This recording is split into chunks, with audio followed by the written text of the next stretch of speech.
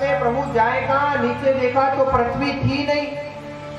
जैसे आजकल ब्याह कर दो, पर केवल ब्याह करने से काम नहीं चलता, रहने के लिए फ्लैट भी देना पड़ता है। वैसे ही ब्रह्मा जी ने कहा महाराज मनु को जाओ सृष्टि करो।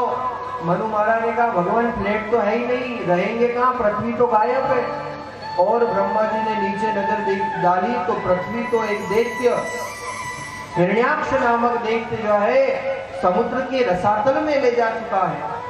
ब्रह्मा जी विचार कर ही रहे थे कि कैसे इस पृथ्वी को पुनः ऊपर लाया जाए, और इतने में देखते ही देखते नासिका से साक्षात वराह भगवान का आविर्भाव होता है। बोलिए वराह भगवान की। देवता लोग पुष्पों की बरसात करते हैं, जय जयकार करते हैं। बोलिए वराह भगवान की जय। और वराह भगवान जिससे ही पहुंचे, सारे देवताओं ने स्तुति की है। जितम जितम ते जित यज्ञ भावन त्रयीं तनुं स्वां परिधुन्वते नमः। यद्रो मगर्तेषु नीलयुध्वरा तस्मै कारण सुकरायते। वराह भगवान का आविर्भाव हुआ और हिरण्याक्ष से जब दो हाथ हुए तो भगवान सीधे पहले पृथ्वी को लेकर आए और समुद्र के रूप में स्थापित कर दी। भगवान का देवता लोग जय जयकार करते हैं, पुष्पों की बरसात करते हैं। आप लोगों ने वराह भगवान का चित्र देखा होगा। वराह भगवान ने नासिका पर पृथ्वी को धारण कर रखा है। मुझे तो कभी कभी बड़ा आश्चर्य होता है, लोग कहते हैं कि नासा ने खोज की कि पृथ्वी गोल है। अरे बुद्धि के ठेकेदारों, भागवत उठाकर देखो, भागवत में तो हजारों साल पहले ही लिख दिया था कि पृथ्वी गोल है। क्योंकि वराह भगवान का जो यहाँ पर वर्णन किया गया है, वराह भगवान ने नासिका पर गोल पृथ्वी को धारण किया है, वो क्या है? नासा तो आज पैदा हुआ है, पर हमारे महापुरुषों ने तो इतने वर्षों पहले ही बता दिया कि पृथ्वी की क्या स्थिति है। जब वराह भगवान और हिरण्याक्ष का युद्ध होता है तो महाराज परीक्षित ने प्रश्न किया, ये कहां से आया हिरण्याक्ष, क्यों पृथ्वी को ले गया? तब सुखदेव जी महाराज विस्तार से वर्णन करते हैं कि ब्रह्मा जी के मानस पुत्र कश्यप ऋषि, इनकी दो पत्नियां, एक दिति और एक अदिति।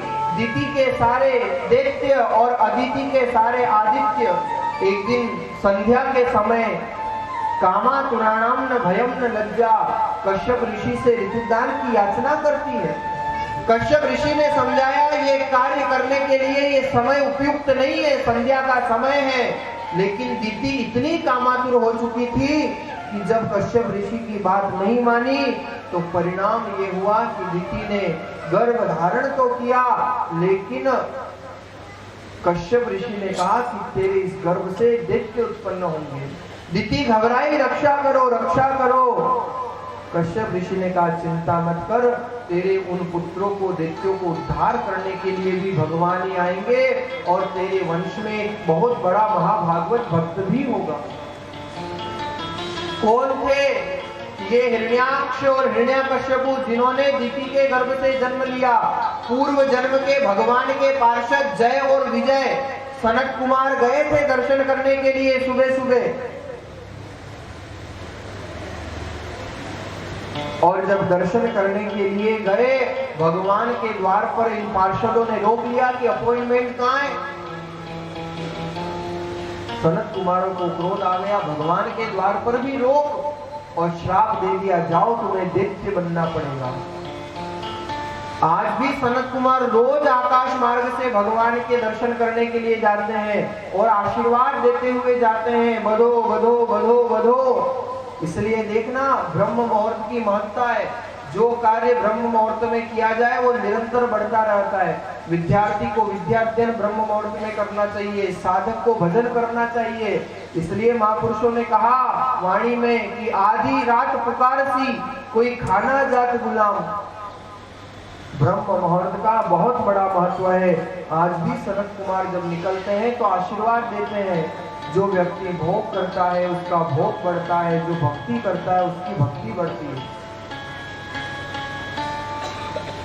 जब श्राप दिया तो जय विजय घबराए और पहुंचे सीधे भगवान के चरणों में, प्रभु रक्षा करो रक्षा करो।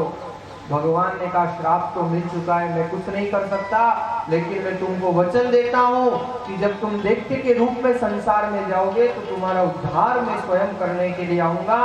और वही जय और विजय एक जन्म में, क्योंकि भगवान ने शर्त रखी कि आराधना करोगे तो 7 जन्म में उद्धार होगा और विरोध करोगे तो 3 जन्म ही हो जाएगा।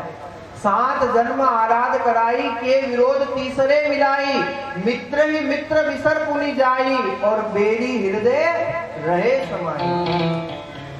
जय विजय ने कहा प्रभु 7 जन्म कौन इंतजार करेगा, हम तो 3 जन्म में उद्धार चाहते हैं। और वही जय और विजय पहले जन्म में हिरण्याक्ष और हिरण्याकश्यपु, दूसरे जन्म में रावण और कुंभकर्ण और तीसरे जन्म में शिशुपाल और दंत वक्र बनकर के आए। भगवान इनका वध करने के लिए, उद्धार करने के लिए इस धराधाम पर वराह के रूप में, नरसिंह के रूप में, राम के रूप में, कृष्ण के रूप में पधारते हैं और इनका उद्धार करते हैं। इधर हिरण्याक्ष और भगवान वराह का जब आपस में युद्ध छिड़ रहा था तो भगवान ने जैसे ही पृथ्वी को स्थापित किया और हिरण्याक्ष ने जब आक्रमण किया तो एक मुष्टिका का प्रहार किया।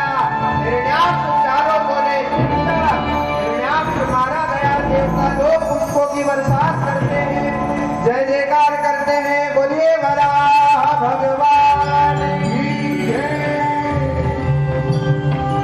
वराह भगवान ने हिरण्याक्ष का वध किया। हिरण्याक्ष का अर्थ क्या है? हिरण्य मतलब सोना, अक्ष मतलब आंख। जिसकी आंख सदैव सोने पर रहती है, अर्थात जिसकी आंख सदैव पराई संपत्ति पर रहती है, उसमें और हिरण्याक्ष में कोई अंतर नहीं। इसलिए तो संतों ने कहा कि जो मेरा मेरा कहेगा वो मरेगा और जो तेरा तेरा कहेगा वो फिरेगा। संपत्ति के मालिक मत बनो, वो तो भगवान के द्वारा प्रदत्त प्रसाद है, उसके गुलाम बन करके और भगवान की सेवा में उससे लगाओ।